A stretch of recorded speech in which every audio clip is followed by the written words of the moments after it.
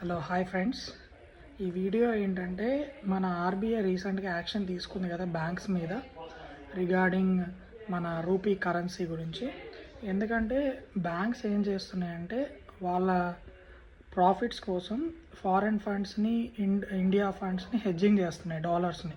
అది వాళ్ళకి అవసరానికి మించి చేస్తున్నాయి హెడ్జింగ్ వాళ్ళ ప్రాఫిట్స్ కోసం. దానివల్ల ఏమవుతుందంటే రూపీ కరెన్సీ డిప్రిషియేట్ అవుతుంది.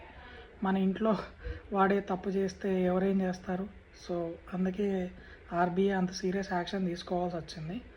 దానివల్ల మన బ్యాంక్స్ నియర్లీ 30,000 crores ఎర్న్ చేస్తున్నాయంట పర్ మంత్, అన్ని బ్యాంక్స్ కలిపి. సో ఎందుకంటే వాళ్ళు ఇండియాలో డాలర్స్ తక్కువ రేటుకి తీసుకున్నారు పీపుల్ దగ్గర, అండ్ ఆఫ్ షోర్లో ఎక్కువ రేటుకి వేరే వాళ్ళకి అమ్ముతున్నారు.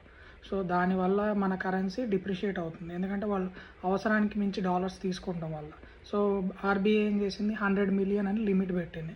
సో దానివల్ల మన కరెన్సీ 12 ఇయర్స్ హైకి ఒకే రోజు 12 years హైకి వచ్చింది. అంటే ఒకే రోజు అంత అప్ సైడ్ వచ్చింది దానివల్ల, ఆ యాక్షన్ వల్ల. సో హోప్ మన ఆ బ్యాంక్స్ ప్రాఫిట్ కోసం చేసే వల్ల 140 crores మిలియన్ పీపుల్ ఎఫెక్ట్ అవుతారు. ఎందుకంటే మనం ఏది ఇంపోర్ట్ చేసుకోవాలన్నా మనం డాలర్స్లో పే చేస్తాం. సో దానికి ఎక్కువ డాలర్స్ పే చేయాల్సి ఉంటుంది మన కరెన్సీ డిప్రిషియేట్ అయితే.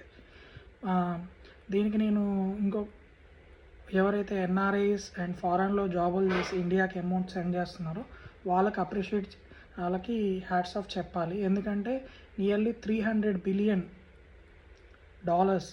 పర్ మంత్ ఎవరైతే ఫారెన్లో జాబ్ చేసే వాళ్ళు ఉంటారో వాళ్ళు ఇండియాకి సెండ్ చేస్తూ ఉంటారు. దానివల్ల మన కరెన్సీ కొంచెం బెటర్ అవుతూ ఉంది. అదర్వైజ్ ఇంకా డిప్రిషియేట్ అయ్యే ఛాన్సెస్ ఉంటాయి. సో బ్యాంక్స్ ఇలా చేయొద్దు అని నేను అనుకుంటున్నాను. అండ్ ఆర్బీఐ ఇంకా సీరియస్ యాక్షన్స్ తీసుకోవాలి. సో దానివల్ల నేను ఈ వీడియో చేస్తున్నాను. Thank you. Share it, like it, bye.